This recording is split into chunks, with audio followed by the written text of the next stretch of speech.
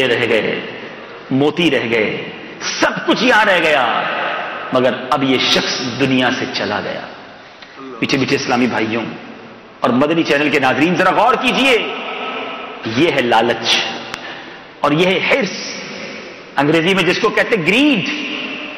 آج میرا موضوع یہی ہے، اس موضوع پر ہم نے غور کرنا ہے۔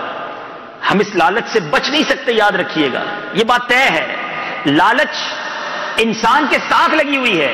کوئی کہے نہیں جناب میں لالچی نہیں، یہ نہیں ہو سکتا۔ ہمیں اس لالچ کا رخ موڑنا ہوگا، ہمیں اس عادت کا رخ موڑنا ہوگا۔ قرآن کہتا ہے، سنیے، وہ احضرت الانفس الشح، ترجمہ کنز ایمان، اور دل لالچ کے پھندے میں ہے۔ لالچ تو آنی ہے، اب ہمارے اوپر ہے کہ ہم اس لالچ کو کہاں لے جائیں۔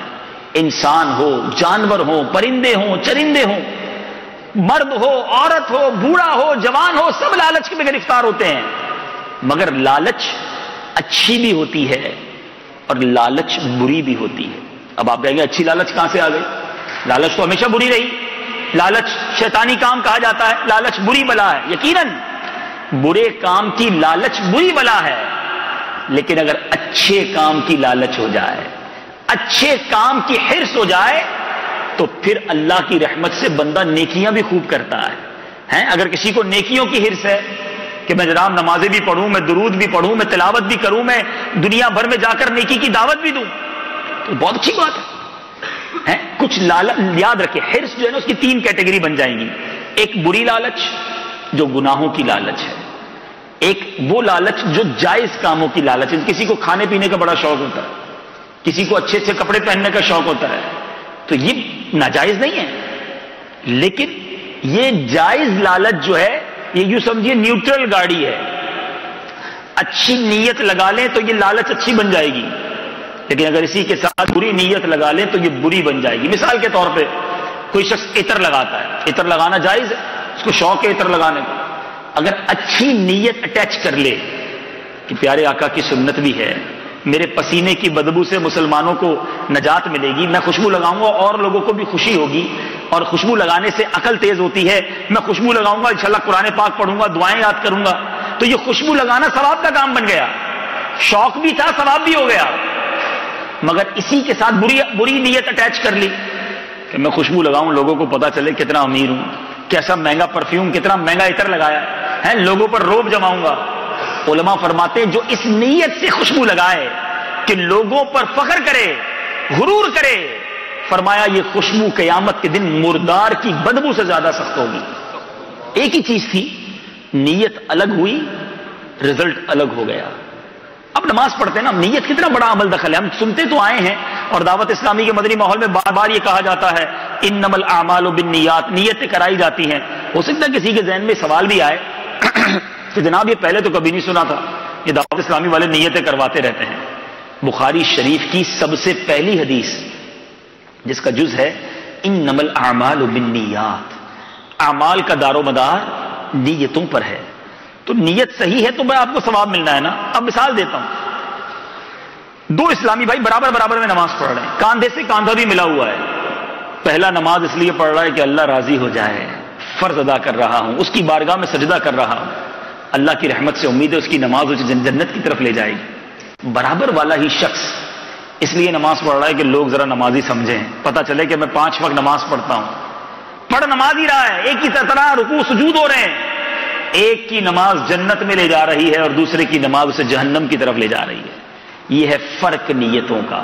تو بہرحال بات چل رہی ہے حرص کی، لالچ کی۔ میرے پیچھے اسلامی بھائیوں، لالچ جو ہے وہ کسی بھی چیز کی ہو سکتی ہے، مگر جو بری لالچ والے ہیں، گناہوں کی لالچ والے ہیں، دنیا کے مال کی لالچ ہے، چاہے حلال سے آئے چاہے حرام سے آئے، چاہے اس مال کے لیے دنیا برباد ہوتی ہو اور آخرت برباد ہوتی ہو تو کوئی پرواہ نہیں۔ ان برے کاموں کی لالچ والوں کے لیے نبی پاک علیہ الصلوۃ والسلام فرماتے ہیں لالچ سے بچتے رہو، کیونکہ تم سے پچھلی امتوں کو لالچ ہی نے ہلاکت میں ڈالا۔ لالچ نے انہیں جھوٹ پر ابھارا تو وہ جھوٹ بولنے لگے۔ کہتے ہیں لوگ کیا کریں جناب، اسپین میں رہتے ہیں، کرنا پڑتا ہے، تھوڑے بہت تو جھوٹے ڈاکیومنٹ بنانے پڑیں گے نا۔ اگر مارکیٹ میں رہنا ہے، کاروبار کرنا ہے تو تھوڑا بہت تو جھوٹ بولنا پڑے گا، ملاوٹ کرنی پڑے گی۔ جناب اگر سیدھا کریں گے تو پیسے کہاں سے آئیں گے؟ گے. سنو میرے آقا کیا فرما رہے ہیں, لالچ نے جھوٹ پر ابھارا تو انہوں نے جھوٹ بولا. فرمایا لالچ نے ظلم پر ابھارا تو وہ ظلم کرنے لگے. لوگ کہتے ہیں کسی کا بیڑا غرق ہوتا ہو تو ہو جائے, میرا کام سیدھا ہونا چاہیے. یہ اسلام نہیں ہے, یہ مسلمانوں کا طریقہ نہیں ہے. یہ لالچ تمہیں ظلم پر ابھارتی ہے. تم یہ نہیں سوچتے کہ اللہ کی بارگاہ میں منہ کیا دکھاؤں گا اگر آج مسلمان پر ظلم کیا. اور پھر فرمایا لالچ, قطع رحمی کا لالچ نے خیال دلایا تو قطع رحمی کرنے لگے. یہی تو لالچ ہے جو رشتہ داروں کو دور کر دیتی ہے. قطع رحمی کس کو کہتے ہیں؟ کہ جو اپنے قریبی رشتہ داروں سے تعلق توڑ لیتا ہے. ایسے بھی بدنصیب موجود ہیں کہ جب کسی کا رشتہ دار بڑا غریب ہو, مفلوق الحال ہو, اچھے کپڑے نہ پہنتا ہو, اور فلاں بندہ آگے بڑھ گیا, پیسے والا ہو گیا, تو اب وہ ماننے سے انکار کر دیتا ہے کہ یہ میرا چاچا ہے, یہ میرا رشتہ دار ہے. ارے میں کیسے دنیا کو بتاؤں کہ میرا چاچا ایسا, میرا والد ایسا, میرے رشتہ دار ایسے غریب. قطع رحمی کرنے پر آ جاتا ہے کیونکہ اب لالچ نے دل پر غلبہ پا لیا ہے. میٹھے میٹھے اسلامی بھائیوں, یہ اتنی بری عادت ہے, یہ اتنا برا عمل ہے جو انسان سے ایسے ایسے کام کرواتا ہے کہ عقلیں حیران ہو جاتی ہیں. جب یہ لالچ کا پھندا, لالچ کی پٹی آنکھوں پر آتی ہے نا, تو انسان سوچ بھی نہیں سکتا کہ یہ بھی کام کسی نے کیا ہوگا. قارون یہ حضرت موسیٰ علیہ السلام کا چچازاد بھائی تھا, کزن تھا, مگر جب لالچ نے اسے گھیرا, حضرت موسیٰ علیہ السلام نے زکوٰۃ کا حکم دیا. اچھا اس زمانے میں زکوٰۃ کتنی تھی؟ 1000 پر 1 روپیہ. آج تو 100 پہ 2.5% ہے نا, 100 پہ 2.5 ہے نا, 1000 پر 1 تھا. مگر قارون سوچنے لگا کہ اتنے سارے بن جائیں گے, 1000 میں 1 دوں گا, کیونکہ اس کے پاس تو خزانوں کے انبار تھے, کروڑوں دینے پڑ جاتے. لالچ نے دل پر پھندا ڈالا, اللہ کے نبی سے لڑائی لے لی, اللہ کے نبی پر الزام لگا دیا. طویل واقعہ ہے, مگر انجام کیا ہوا؟ اپنے خزانوں سمیت قارون غرق ہو گیا. مگر کیا لالچ میں نبی کے خلاف بھی بندہ کھڑا ہو سکتا ہے؟ بلعام بن باعورہ یہ کون تھا؟ یہ بڑا عبادت گزار شخص تھا, اتنا عبادت گزار تھا میرے میٹھے اسلامی بھائیوں کہ اس کے بارے میں آتا ہے کہ وہ زمین پر بیٹھ کر لوح محفوظ کو دیکھ لیا کرتا تھا. مستجاب الدعوات تھا, وہ دعا کرتا, اس کی دعا قبول ہوتی تھی. مگر ہوا کیا؟ عالم بھی تھا. بنی اسرائیل کے لوگ اس کے پاس گئے اور اس کو مال کی لالچ دی کہ تم مال لے لو اور حضرت موسیٰ علیہ السلام کے بارے میں بد دعا کر دو, تمہاری دعا قبول ہوتی ہے نا, ان کی بربادی کی دعا کر دو. کیا کوئی ایمان والا اپنے نبی کے خلاف کام کرنے کا سوچ سکتا ہے؟ مگر سوچئے, یہی وہ لالچ ہے جو انسان سے وہ کام کرواتی ہے جو عقلیں بھی حیران ہو جاتی ہیں. کیا لالچ میں آپ نے دوائیوں میں ملاوٹ کرنے والوں کے بارے میں نہیں سنا؟ کیا لالچ میں آپ نے, مجھے ابھی پچھلے دنوں پتا چلا اتنا ملاوٹ بڑھ گئی ہمارے وطن میں بدقسمتی کے ساتھ, شرم سے سر جھک جاتا ہے کہ جو بلڈ مریضوں کو لگایا جاتا ہے, بلڈ خون, اس میں بھی ملاوٹ. مرنا نہیں, اللہ کو جواب دینا نہیں, تھوڑے پیسوں کی خاطر دوائی میں ملاوٹ, کھانے میں ملاوٹ, خون میں ملاوٹ. اب آپ کہیں گے جناب اسپین میں ملاوٹ نہیں, یا اعمال میں ملاوٹ ہے. کیا تھوڑے پیسوں کے لیے شراب نہیں بیچتا مسلمان؟ تھوڑے پیسوں کے لیے خنزیر کے گوشت کا کام نہیں کرتا؟ تھوڑے پیسوں کے لیے حرام کام کرنے پر تیار نہیں ہو جاتا؟ زبان لرز رہی ہے کہنے کے لیے, مگر یہی تو لالچ ہے, یہی تو ویزے کی لالچ, یہی تو پاسپورٹ کی لالچ ہے کہ مسلمان کہلانے والا اپنے آپ کو اپنے فارم کے اندر غیر مسلم لکھوانے کے لیے تیار ہو جاتا ہے. اس سے بڑا کیا لالچ کا معاملہ ہوگا کہ تم نے اپنا ایمان بیچ دیا. سوچئے میرے میٹھے اسلامی بھائیوں, ہم سب مسلمان ہیں اور ہماری سب سے قیمتی شے ہمارا ایمان ہے. کیا وہ دنیا کے لیے بیچ دیں گے؟ کیا دنیا کے لیے اسی سے کمپرومائز کر لیں گے؟ خدا کے واسطے غور کیجئے. بلعام بن باعورہ اتنا بڑا عبادت گزار, دعا کرتا, دعا قبول, لوح محفوظ کو دیکھ لیا کرتا, لیکن جب مال کا لالچ آیا حضرت موسیٰ علیہ السلام کے بارے میں بددعا کرنے کے لیے تیار ہو گیا. اب جو بددعا کرتا نا حضرت موسیٰ علیہ السلام کے لیے, وہی بددعا اس کی زبان سے اس کے لیے نکلتی تھی, جو ان کے لیے کہتا اپنے لیے نکلتی تھی. اور آخرکار میرے بیچ اسلامی بھائیوں وہ ہلاک ہوا, برباد ہوا, اور اس کا ایمان بھی چلا گیا, کفر کی موت مرا. کیا تھا سامنے؟ لالچ تھی. خدارا سمجھیے یہ لالچ چاہے وہ مال کی ہو، منصب کی ہو، اقتدار کی ہو، شہرت کی لالچ ہو، جو بری لالچ ہے اس سے ہمیں دور رہنا ہے. یہ لالچ ہی تو حرام کی طرف لے جاتی ہے نا. انسان کیوں حرام کماتا ہے؟ کیونکہ اس کو یقین ہی نہیں آتا میں پیسے والا بن سکتا ہوں. اس کو اطمینان ہی نہیں ہوتا یار یہ تھوڑے تھوڑے یورو کماؤں گا تو پیسے والا کب بنوں گا، اپنا گھر کب بناؤں گا، اپنی کوٹھی پاکستان میں کب بناؤں گا. ارے اس کو شارٹ کٹ نکالو، کوئی حرام کام بھی ہوتا ہو تو ہو جائے، پیسے چاہیے. یہ چوری کرنے والے، ڈاکہ ڈالنے والے، اغوا کرنے والے، معاذ اللہ جو برے کام کرتے کیوں کرتے ہیں؟ مسلمان بھی ہیں پھر بھی کرتے ہیں، کیونکہ یہ سمجھتے ہیں کہ حلال سے بڑھ نہیں سکتا آگے. لالچ ہے نا. اے میرے پیچھے اسلامی بھائیوں ہمیشہ یاد رکھیں دانے دانے پہ لکھا ہے کھانے والے کا نام. جو میرے اور آپ کے نصیب میں رزق لکھا ہے نا وہ مل کر رہنا ہے.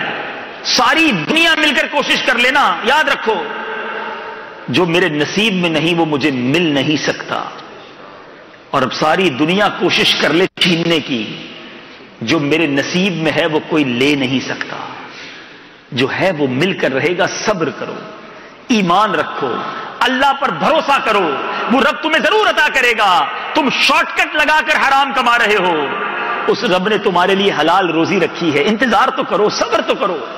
اچھا پھر پرابلم یہ ہے لالچ چونکہ غالب ہو گئی نا تو ہم کوانٹٹی میں برکت سمجھتے ہیں. ہم سمجھتے ہیں جس کے پاس گاڑی ہے، بنگلہ ہے، بہت سارے پیسے ہیں، کئی ملکوں میں کاروبار ہے، وہی سکون میں ہے، وہی برکت والا ہے. جس کے پاس گاڑی بھی کرائے کی ہے، گھر بھی کرائے کا ہے، وہ کدھر سے برکت والا؟ یہی ہماری پرابلم ہے جس کی وجہ سے ہم حرام کی طرف چلے جاتے ہیں اور لالچ میں گرفتار ہوتے ہیں. پہلے آج ایک کانسیپٹ کلیئر کر لیجئے مدنی چینل کے ناظرین اور بارسلونا میں موجود اسلامی بھائیوں. برکت کوانٹٹی کا نام نہیں ہے، برکت تعداد کا نام نہیں ہے، برکت کوالٹی کا نام ہے، معیار زندگی کا نام ہے. میں آپ سے سوال کرتا ہوں، آپ کے پاس کروڑوں یورو ہوں مگر آپ بیمار رہتے ہو، آپ کو سکون نہ ہو، آپ کو نیند اچھی نہ آتی ہو، آپ کے بچے نافرمان ہوں، روزی حرام کی ہو، یہ برکت ہے؟ یا تھوڑے پیسے ہوں مگر اللہ راضی ہو، سارے حلال کے ہوں، بیماریاں بھی نہ ہوں، بچے بھی فرما بردار ہوں، نیند سکون کی آتی ہو؟ بتاؤ برکت کس شے کا نام ہے؟ برکت یاد رکھیے حلال تھوڑا بھی ہونا اس میں بہت برکت ہوتی ہے، حرام زیادہ بھی ہو اس میں سکون اور برکت نہیں ہوتی. حرام سے صدقہ کرو تو صدقہ قبول نہیں، چھوڑ کے جاؤ تو پیچھے بچوں کی بربادی کا سبب بنتا ہے اور اس کے ایصال ثواب بھی اس سے نہیں ہو سکتا. ایسے پیسے کس کام کے؟ تو خدارا سمجھیے کہ لالچ کی طرف جانے کی بجائے ہمیں اللہ کی طرف، توکل کی طرف جانا ہے، اللہ پر بھروسے کی طرف جانا ہے. وہ میرے اسلامی بھائی جو لالچ میں گرفتار ہو کر حرام کماتے ہیں، غلط کام کرتے ہیں، خدارا سوچو اللہ کی بارگاہ میں کیا منہ دکھاؤ گے؟ کیسے رب کی بارگاہ میں پیش ہوگے؟ مرنا ہم سب نے ہے. حرام کمانے والا بھی دنیا سے جائے گا، حلال کام کرنے والا بھی دنیا سے جائے گا، مگر حرام کرنے والا رب کی بارگاہ میں کیسے پیش ہوگا؟ اچھا کچھ شیطان بڑا مردود ہے نا، وہ سیٹسفیکشن پتہ ہے کیا دلاتا ہے؟ یار میں تھوڑی گڑبڑ کرتا ہوں، حرام کماتا بھی ہوں مگر میں نیکی کے کام بھی بہت سارے کرتا ہوں، میں مسجد کو بھی پیسے دیتا ہوں، ہر سال حج پر بھی جاتا ہوں، عمرہ بھی کر لیتا ہوں، غریبوں کی مدد بھی تو کرتا ہوں، تھوڑا بہت غلط کرتا ہوں پھر لیول کر لیتا ہوں. بڑا مردود ہے شیطان، سیٹسفائی کر دیتا ہے، دلاسا دے دیتا ہے.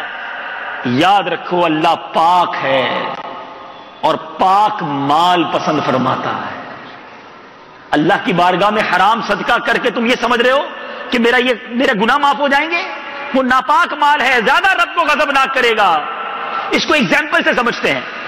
آپ کسی بادشاہ کے پاس جاتے ہیں اور وہاں جا کر ایک بڑی پیکنگ کے اندر بوٹل ہوتی ہے اور اس بوٹل میں شراب ہے یا پیشاب ہے، چلے شراب نہیں پیشاب ہے، اچھی پیکنگ کے ساتھ آپ اس بادشاہ کو تحفہ دے کر آ جائیں.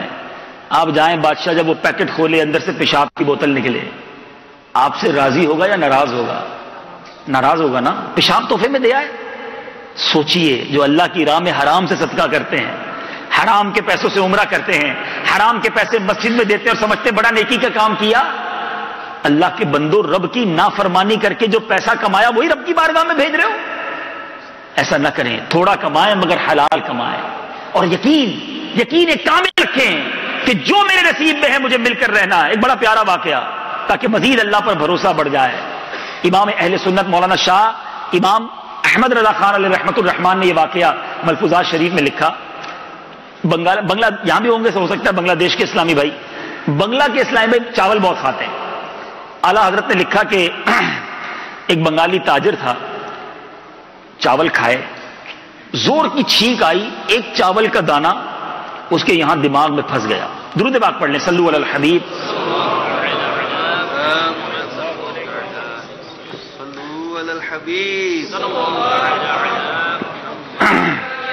مرحبا مرحبا مرحبا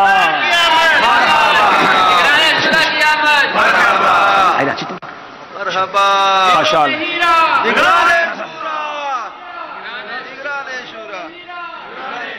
تشریف رکھیں تمام اسلام بیٹھ جائیں، سارے اسلام بیٹھ جائیں توجہ کے ساتھ۔ جو ہمارا موضوع ہے ہم انشاءاللہ کوشش کریں گے کہ نگران شورا سے بھی عرض کریں گے کہ آج اسی موضوع پہ ہمیں کچھ مدنی پھول مزید عطا فرمائیں گے تو ہماری اور مضبوط رہنمائی۔ بیٹھ جائیں سارے اسلام میں بیٹھ جائیں، اور موبائل فون جیسے پہلے میں نے عرض کیا تھا جیب میں رکھ لیں انشاءاللہ۔ تو اب بنگالی تاجر نے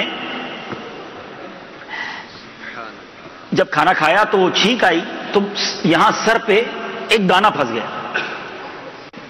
بہت سارے ڈاکٹرز کو دکھایا، بڑا علاج کرانے کی کوشش کی، وہ دانہ جو ہے وہ نہ نکل کے دیا۔ اعلیٰ حضرت لکھتے ہیں کئی سال گزر گئے، اس کے بعد وہ شخص مکہ پاک پہنچا۔ جب مکہ پاک پہنچا تو جیسے ہی کعبہ شریف کے سامنے پہنچا نا، اسے زور کی چھینک آئی۔ جیسے ہی اس نے چھینکا تو وہ جو دانہ تھا وہ ناک کے ذریعے فرش حرم پر گرا۔ جیسے ہی گرا ایک کبوتر اٹھا کر وہ دانہ لے گیا۔ اعلیٰ حضرت نے فرمایا وہ دانہ جو ہے اس کبوتر کا رزق تھا۔ یہ بندہ سنبھالتا رہا کئی سالوں تک، جب وہاں پہنچا تو اس کبوتر کو وہ رزق مل گیا۔ دانے دانے پہ لکھا ہے کھانے والے کا نام۔ جلدی نہ کرو، لالچ نہ کرو، حرام کی طرف نہ جاؤ۔ یہ پاسپورٹ، یہ ویزا کہیں تمہیں حرام اعمال کی طرف نہ لگا دیں۔ اور جیسا میں نے شروع میں کہا کہ ایسی بھی خبریں ملتی ہیں کہ پاسپورٹ کے لیے، ویزا کے لیے اس کی لالچ میں آ کر اپنے آپ کو غیر مسلم لکھنے کے لیے لوگ تیار ہو جاتے ہیں۔ اس کا شرعی مسئلہ بھی سمجھ لیں۔ کچھ یہ بھی سمجھتے ہوں گے کہ جناب ہم نے ویسے ہی لکھ دیا، ہمارا دل تو نہیں تھا۔ علماء فرماتے ہیں کوئی دل میں بھی ارادہ کر لینا کہ میں اسلام چھوڑ دوں گا، لکھنا تو دور کی بات ہے، تو وہ اسلام سے خارج ہو جائے گا۔ اتنی قیمتی شے، بلکہ ہمارا ایمان ہے، وہ ضائع نہ ہو جائے، اس کا خیال رکھیں۔ ہم پاکستان میں بھلے تھے، اپنے وطن میں ٹھیک تھے، اگر ایمان کہیں خطرے میں ہے تو وہاں اپنے آپ کو رکھنا کیسا، اپنے بارے میں سوچیے۔ تو میرے بیچ اسلامی بھائیوں، یہ ہے لالچ۔ میں نے حدیث پاک بھی آپ کو سنائی، چند واقعات بھی بیان کیے۔ ایک اور بزرگ کا واقعہ سمجھیے، بڑی پیاری بات انہوں نے، ایک بزرگ نے ایک شخص کو کہی، اور اگر یہی سوال میں آپ سے کر لیتا ہوں، ان بزرگ نے اپنے ایک دوست سے ایک سوال کیا، یہی کوسچن میں آپ سے بھی کرتا ہوں۔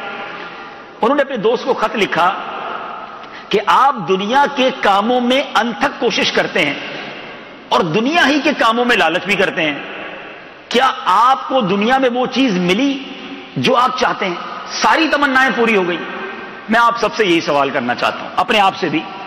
صبح سے لے کر شام تک کوئی نوکری کر رہا ہے، کوئی کاروبار کر رہا ہے، کوئی ویزا کے لیے کوشش کر رہا ہے، کوئی دنیا منانے کے لیے کوشش کر رہا ہے، اور یہ کوششیں کرتے کرتے بال سفید ہو گئے ہمارے، 25 30 40 سال، ساری تمنائیں پوری ہو گئی؟ کوئی ہے ایسا کہ جو کہے میں نے جو سوچا تھا، جو ٹارگٹس، جو میرے اہداف تھے سب مل گئے؟ ایک بھی ہاتھ نہیں اٹھا۔ ان بزرگ نے کیا کہا سنو، اس شخص نے بھی یہی جواب دیا، اللہ کی قسم ایسا نہیں ہوا ہے، کوشش تو کرتا رہا ساری زندگی دنیا بنانے کی، ابھی تک تمنائیں پوری نہیں ہوئی۔ اب جو دوسری بات کی نا ان بزرگ نے، وہ کمال کی بات ہے، ہم سب کے لیے میسج ہے۔ وہ فرماتے ہیں غور کیجئے، جس چیز کی آپ اس قدر حریص ہیں، اتنی کوششیں کی آپ نے، زندگی گزار دی، وہ آپ کو نہیں ملی، جس کی طرف آپ کی بالکل توجہ ہی نہیں ہے، آپ نے چشم پوشی کی ہوئی ہے، یعنی وہ ہے آخرت۔ آخرت کے لیے تو کیا ہی کچھ نہیں ابھی تک، پھر آپ کیسے امید رکھتے ہیں کہ آخرت آپ کی اچھی ہو جائے گی؟ جنت مل جائے گی. جس کے لیے کام بھی شروع نہیں کیا تمنا ہے وہ بھی مل جائے, اور جس کے لیے بھاگتے رہے دوڑتے رہے بیمار ہو گئے, گھر بار بیوی بچے وطن سب چھوڑا, وہ بھی نہیں ملی اور کہیں وہ بھی رہ نہ جائے. تو ہے میرے بیچے اسلامی بھائیوں, اللہ بڑا کریم ہے. دنیا کا پتہ ہے کیا دستور ہے؟ جتنا محنت زیادہ اتنی مزدوری زیادہ. کم کام کرنے والے کو پیسے زیادہ نہیں ملتے ہیں, جو جتنی مشقت کرتا ہے اس کو اتنے پیسے ملتے ہیں. میرے رب کی کرم نوازی دیکھو, ایک بار درود پڑھو وہ 10 رحمتیں عطا فرما دیتا ہے. ایک بار سبحان اللہ کہو وہ جنت میں درخت لگا دیتا ہے. کہیے سبحان اللہ, الحمدللہ, اللہ اکبر.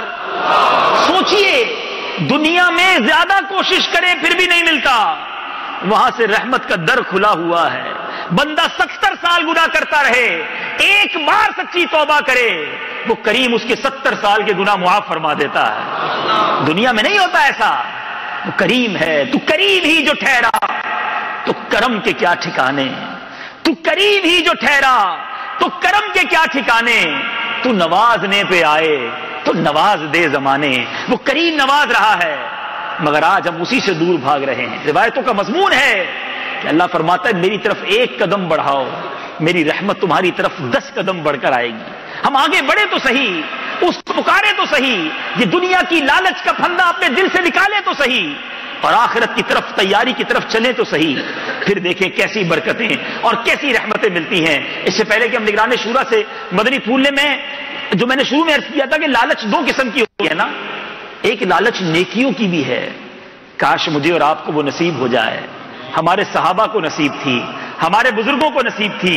سبحان اللہ. نبی پاک علیہ الصلوۃ والسلام کی پہلے یہ حدیث بھی سن لیجئے. میرے آقا فرماتے احرص علی ما ينفعک واستعن باللہ ولا تعجز, یعنی اس پر حرص کرو تو تمہیں نفع دے, اور اللہ سے مدد مانگو, عاجز نہ ہو. یعنی اچھے کاموں کے لیے ہمیں حرص کرنی ہے. ایک بار نبی پاک علیہ الصلوۃ والسلام نے دریافت فرمایا. سیدنا ابو ہریرہ رضی اللہ تعالیٰ عنہ اس حدیث کے راوی, اور صحیح مسلم کی حدیث ہے, ذرا غور کیجئے گا. حضرت ابو بکر صدیق رضی اللہ تعالیٰ عنہ کا مرتبہ پتہ ہے نا, افضل البشر بعد الانبیاء. انبیاء کرام رسول اور انبیاء کے بعد تمام مخلوق میں افضل ترین شخصیت ہیں. صدیق اکبر عاشق اکبر بھی کہلاتے ہیں, قطعی جنتی ہیں. مگر اتنے سارے انعامات کے باوجود نیکیوں کی حرص, نیکیوں کی لالچ کیسی؟ نبی پاک علیہ الصلوۃ والسلام نے کوشچن کیا, سوال کیا, آج تم میں سے کس نے روزہ رکھا ہے؟ صدیق اکبر رضی اللہ عنہ عرض کرتے ہیں یا رسول اللہ میں نے روزہ رکھا ہے. آقا علیہ الصلوۃ والسلام نے ارشاد فرمایا تم میں سے کس نے جنازے میں شرکت کی ہے؟ صدیق اکبر رضی اللہ عنہ عرض کرتے ہیں آقا میں نے آج جنازے میں بھی شرکت کی ہے. ارشاد فرمایا تم میں سے آج کس نے مسکین کو کھانا کھلایا ہے؟ عرض کی حضور آج میں نے مسکین کو کھانا بھی کھلایا ہے. ارشاد فرمایا تم میں سے کس نے مریض کی عیادت کی ہے؟ پھر صدیق اکبر رضی اللہ عنہ عرض کرتے ہیں یا رسول اللہ میں نے آج جو ہے وہ مریض کی عیادت بھی کی ہے. سرور کائنات صلی اللہ تعالیٰ علیہ وسلم نے ارشاد فرمایا جس میں یہ خصلتیں جمع ہو جائیں وہ جنت میں داخل ہوگا. چلیں ایک تو ان کے عمل سے یہ بھی پتہ چل گیا, یہ 4 چیزیں عادت بنا لیں اور ایک ہی دن میں کر لیں, اس نسبت سے کہ روزہ بھی رکھ لیں, مسکین کو کھانا بھی کھلا دیں, مریض کی عیادت بھی کر لیں, جنازے میں بھی شرکت کر لیں. ایک ہی دن میں کوشش کریں گے 4 کام کر لیں. کیا معلوم صدیق اکبر رضی اللہ عنہ کی برکت سے ہماری بھی مغفرت ہو جائے. مگر سمجھنا کیا ہے, لالچ, نیکیوں کی لالچ کہ جلدی جلدی نیکیاں کر لی جائیں. ہمیں بتایا جاتا ہے نیکی کر لو پھر بھی ہم نہیں کرتے, انہیں پتہ چلتا پھر وہ نیکی کر دیتے. سیدنا عثمان غنی رضی اللہ عنہ کا کیا شاندار انداز تھا. ایک بار نبی پاک علیہ الصلوۃ والسلام نے, مسلمانوں کو پانی کی ضرورت تھی, سرور کائنات صلی اللہ تعالی علیہ وسلم نے ایک شخص سے کہا یہ کنواں دو مسلمانوں کے لیے, پانی کی ضرورت ہے. حدیث کا مضمون سنا رہا ہوں, اس کے بدلے جنت میں کنواں لے دو. وہ شخص کہتا ہے میرے بال بچے ہیں, میں غریب ہوں, میں یہ نہیں کر سکوں گا. یعنی اس نے یہ آفر قبول نہیں کی. حضرت عثمان غنی رضی اللہ عنہ کو کہیں سے خبر ملی کہ پیارے آقا علیہ الصلوۃ والسلام نے کسی شخص کو یہ آفر دی ہے کہ اس کنویں کے بدلے جنت کا کنواں لے لو. پیارے آقا علیہ الصلوۃ والسلام کے پاس پہنچتے ہیں, کہتے حضور یہ آفر میرے لیے بھی ہے جو آپ نے فلاں کو کہا.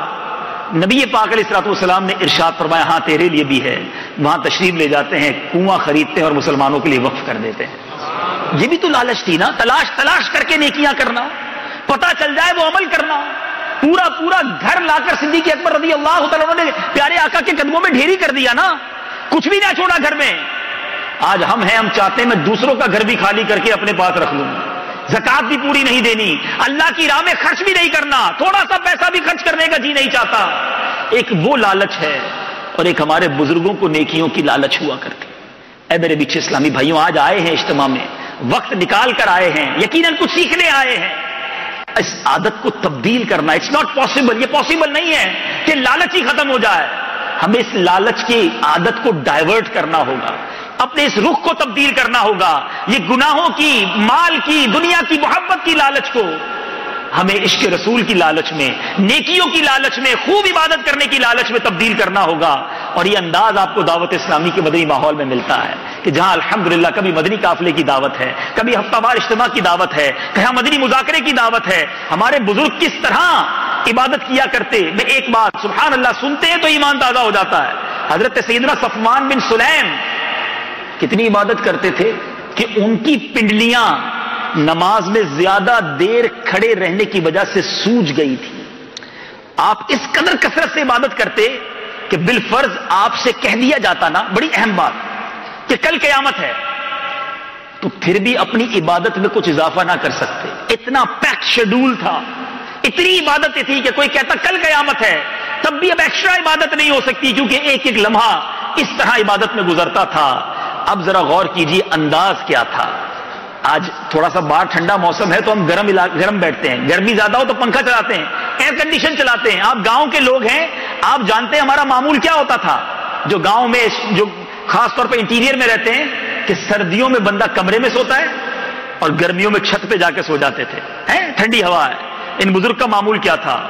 آپ کے بارے میں آتا جب سردیاں ہوتی نا آپ چھت پر سویا کرتے تاکہ سردی کی وجہ سے نیند کم آئے اور عبادت میں رات گزر جائے. گرمیاں ہوتی تو کمرے میں چلے جاتے تاکہ کمرے کے اندر گرمی لگے، آنکھ جلدی کھل جائے، رات سجدوں میں گزر جائے. اتنی لالچ، اتنی ہرس کہ بس اس دنیا میں کچھ کما جاؤں، کچھ سجدے کر جاؤں. مگر آج ہمارا دن اور ہماری رات کیسے گزرتی ہے، آج ہمارے پورے دن کا شیڈیول کیا ہے. خدا را سوچئے. اللہ کرے دل میں اتر جائے میری بات. آج انشاءاللہ اچھی نیتیں بھی کرنی ہے، اپنے اندر تبدیلی بھی لانی ہے. دعوت اسلامی کی مرکزی مجلس شورا کے نگران ہمارے درمیان ہیں اور انشاءاللہ بھی مدنی پھول لیں گے. صلو علی الحبیب. کرسی یہاں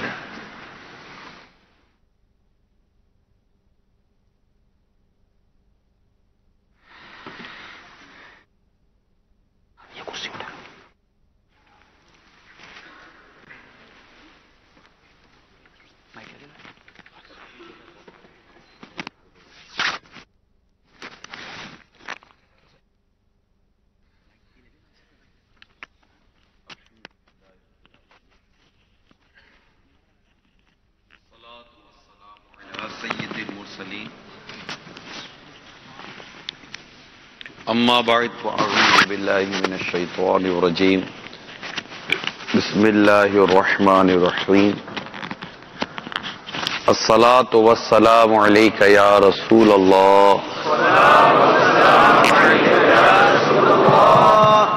وعلی آلک واصحابک یا حبیب اللہ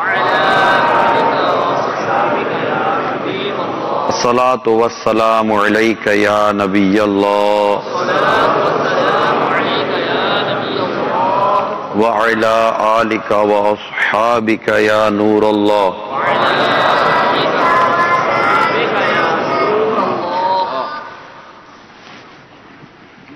ماشاءاللہ اسپین کے شہر بارسلونا کے اس وقت ایک ہال میں دعوت اسلامی کا سنتوں بھرا اجتماع جاری ہے اور ابھی ہم نے مبلغ دعوت اسلامی رکن شورا حاجی عبدالحبیب اتاری سے سنتوں بھرا بیان بھی سنا. بیان تو الحمدللہ ہو چکا ہے اور مجھے بھی چند مدنی پھول بیان خرچے کرنے ہیں. ماشاءاللہ اس وقت حرص لالچ پر کچھ مدنی پھول آپ نے سنے. ہمارے رب کریم نے یہ گونج کم کر دیں, آواز تیز رکھیں, وہ گونج کم کر دیں تاکہ سننے والوں کی سمجھ میں آ جائے. ہمارے رب کریم نے قرآن کریم میں ارشاد فرمایا الہاکم التکاثر حتی زرتم المقابر. یہ سورہ تکاثر ہے جو 30ویں پارے میں ہے. اللہ کریم ہمیں اس سورہ مبارکہ کی کثرت سے تلاوت کرنے کی توفیق عطا فرمائے. بڑی مبارک سورت ہے. حضرت عبداللہ بن عمر رضی اللہ تعالی عنہما سے روایت ہے کہ نبی پاک صلی اللہ تعالی علیہ وسلم نے ارشاد فرمایا کیا تم میں سے کوئی اس کی طاقت نہیں رکھتا کہ وہ روزانہ 1000 آیتوں کی تلاوت کرے؟ سمجھ میں آ رہا ہے سب کی؟ آواز گونج رہی ہے, کسی کی سمجھ میں نہ آ رہا ہو تو ہاتھ اٹھا دیجیے گا. آواز سب کی سمجھ میں آ رہی ہے؟ ماشاءاللہ. نبی پاک صلی اللہ تعالی علیہ وآلہ وسلم نے ارشاد فرمایا تم میں سے کوئی اس کی طاقت نہیں رکھتا کہ وہ روزانہ 1000 آیتوں کی تلاوت کرے؟ صحابہ کرام نے عرض کی اس کی طاقت کون رکھتا ہے؟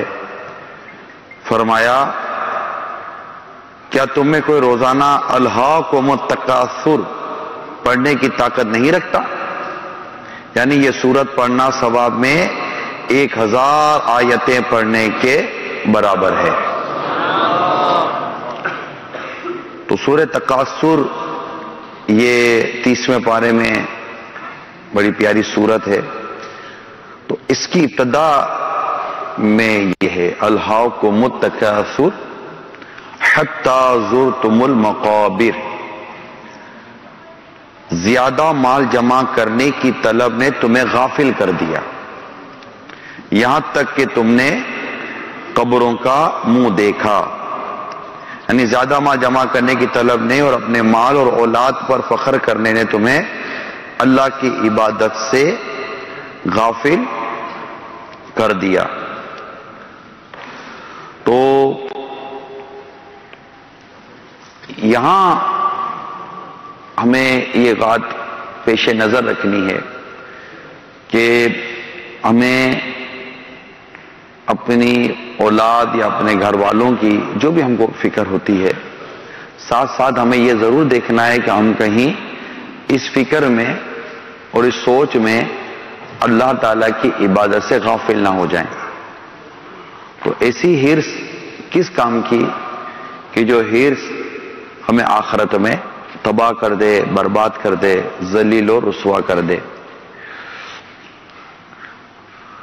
حضرت مطرف رضی اللہ تعالیٰ عنہ اپنے والد سے روایت کرتے ہیں کہ رسول کریم صلی اللہ تعالیٰ علیہ وسلم کی خدمت میں حاضر ہوا. اس وقت آپ الہاکم التکاثر کی تلاوت فرما رہے تھے تو آپ نے فرمایا ابن آدم کہتا ہے میرا مال میرا مال.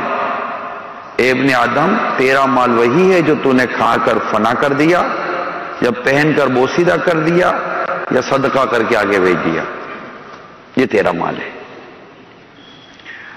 تو اللہ کریم ہم سب کو ان مدنی پھولوں کو سمجھنے کی توفیق عطا فرمائے اور دنیا میں رہ کر کاش کہ ہم اپنی آخرت کی تیاری کرنے میں کامیاب ہو جائیں. اللہ تعالیٰ سب مسلمانوں کو مال کی حرص اور ہوس سے محفوظ فرمائے. جب مال کی حرص اور ہوس لگ جاتی ہے نا تو پھر انسان اس بات کی پرواہ نہیں کرتا نا کہ مال کہاں سے آ رہا ہے, حلال سے آ رہا ہے کہ حرام سے آ رہا ہے. مال آنا چاہیے. ہوس, حرص, خواہشات یہ بھی پوری ہو جائے وہ بھی پوری ہو جائے. ہزاروں خواہشیں ایسی کہ ہر خواہش پہ دم نکلے, بہت نکلے میرے ارمان مگر پھر بھی کم نکلے. کب تک حرص اور خواہشات کی پیروی میں ہم چلتے چلے جائیں گے؟ اللہ تعالی ہم سب کو مال و دنیا کی ہرس سے بچائے، آخرت کی ہرس عطا کرے۔ چھوڑ فکر دنیا کی، چل مدینے چلتے ہیں، مدینے کی طلب پیدا کریں، مدینے کی یاد میں رہیں، عبادت کریں، نمازیں پڑھیں، رزق حلال کمائیں، اپنے لیے، اپنے بیوی بچوں کے لیے، اپنے گھر بار کے لیے کمائیں۔ محتاجی کو اسلام نے پسند نہیں کیا، بھیک مانگنے کی ترغیب کہیں بھی نہیں ہے، بلکہ مانگنے والے سے دینے والا ہاتھ زیادہ اچھا ہے۔ لیکن اس کے لیے ہم اللہ کی نافرمانی تو نہیں نہ کریں گے۔ ماشاءاللہ کتنا پیارا آپ نے سنا واقعہ کہ ایک چاول کا دانہ جو کبوتر کے حصے میں تھا، کتنے عرصے تک ایک دماغ میں رہا، اور آخر کا اس کبوتر تک اللہ تعالیٰ نے وہ چاول کا دانہ پہنچا دیا۔ تو جو اللہ ایک کبوتر تک چاول کا دانہ پہنچا دے، اے اشرف المخلوقات، تمہیں اللہ تعالیٰ رزق نہیں دے گا؟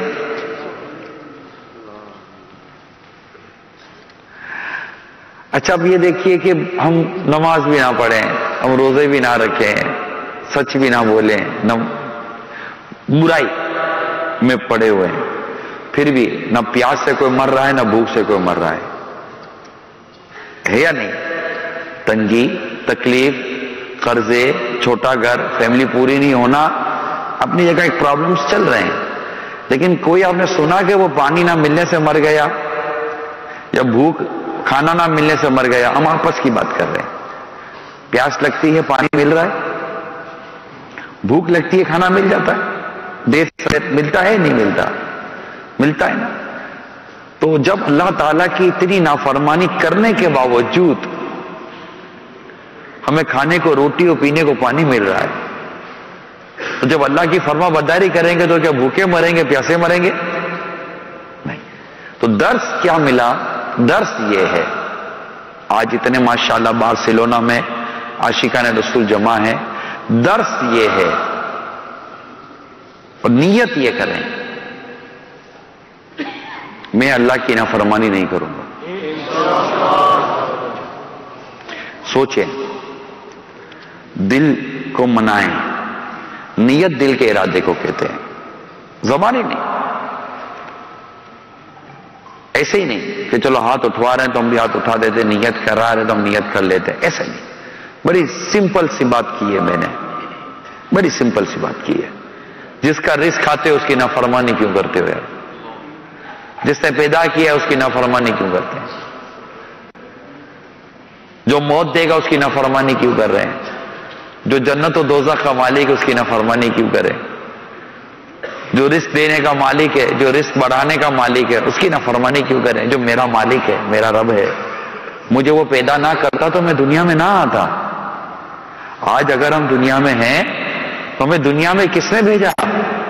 ہمارے اللہ نے، ہمیں ہمارے رب نے پیدا کیا۔ جس رب نے ہمیں پیدا کیا، اس رب نے ہمیں فرمایا ہے کہ میں نے تمہیں اپنی عبادت کے لیے پیدا کیا، اور رزق کا ذمہ اللہ نے اپنے کرم پر لیا کہ زمین پر رینگنے والا کوئی جاندار ایسا نہیں جس کا رزق اللہ نے اپنے ذمہ کرم پر نہ لیا ہو۔ اللہ نے اپنے ذمہ کرم پر رزق لیا ہے، اللہ رزق دے گا، اس پر کوئی واجب نہیں کر سکتا، اس نے اپنے ذمہ کرم پر لیا ہے کہ میں دوں گا، تمہیں میں نے اپنی عبادت کے لیے پیدا کیا ہے۔ ہم عبادت چھوڑ کر صرف رزق کے پیچھے مارے مارے پھر رہے ہیں۔ اچھا اللہ نے فرمایا میں تمہیں رزق دوں گا، زمین پر رہنے والے کے لیے اللہ کیا فرماتا ہے؟ جو بھی زمین پر جو جاندار ہے اس کے لیے کیا فرمایا؟ میں تمہیں رزق دوں گا۔ ہر ایک کے لیے وعدہ ہے، ہر ایک کے لیے فرمایا؟ کیا یہ فرمایا کہ میں تمہیں سے ہر ایک کو بخش دوں گا؟ کبھی پڑھا، کبھی سنا آپ نے؟ رزق کے معاملے میں تو میں نے قرآن کریم بیان کیا نا۔ کبھی یہ سنا آپ نے کہ اللہ نے فرمایا ہے کہ میں تم سب کو بخش دوں گا؟ نہیں، یہ نہیں ہے۔ جس معاملے میں اللہ نے رزق، جس معاملے میں اللہ نے اپنا ذمہ لیا اس میں فکریں، اور جس معاملے میں اللہ نے ذمہ نہیں لیا اس میں کوئی فکر نہیں۔ یار انڈرسٹوڈ سی بات ہے، ایک بڑا آدمی بھی اگر کوئی لے لیتا نا، میں بیٹھا ہوں، ہم بے فکر ہو جاتے ہیں، ہوتے نہیں ہوتے؟ स्पॉन्सर हो रहे हैं, मैं बैठा हूं ना, जाओ मैं तुम्हारा घर चला लूंगा, जाओ।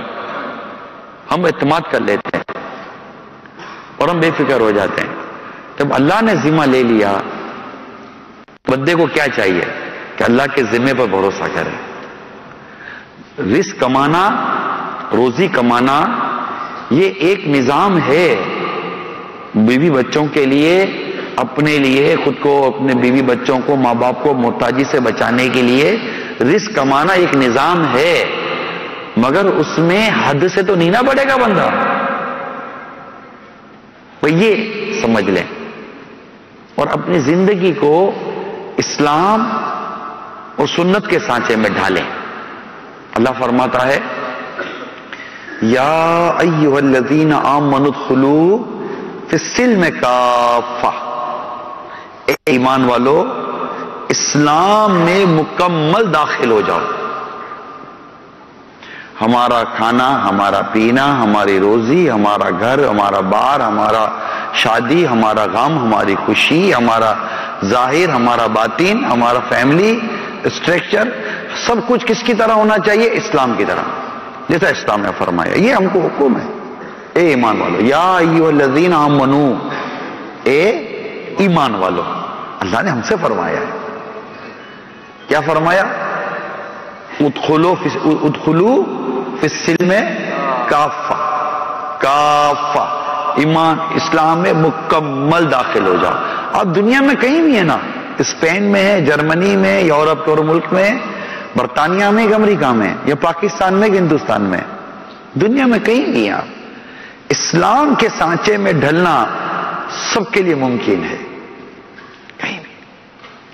अल्लाह करीम हम सबको इस्लाम के सांचे में ढलने की तौफीक अता फरमाए। अल्हम्दुलिल्लाह हमारी डिस्कशन अभी चल रही है।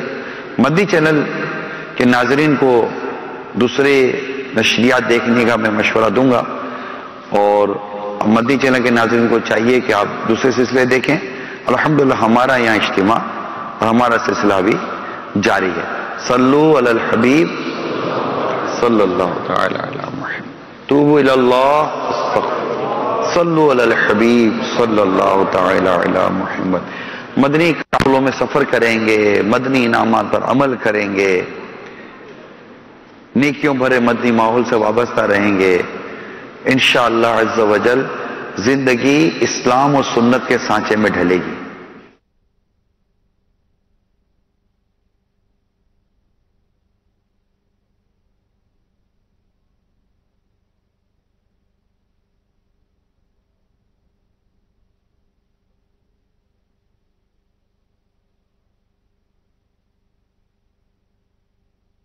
मैं अभी गाड़ी में आ रहा था और बनू सुन्नतों का खूब चर्चा करूं सुन्नतों का, हो करम बहरे खाके मदीना।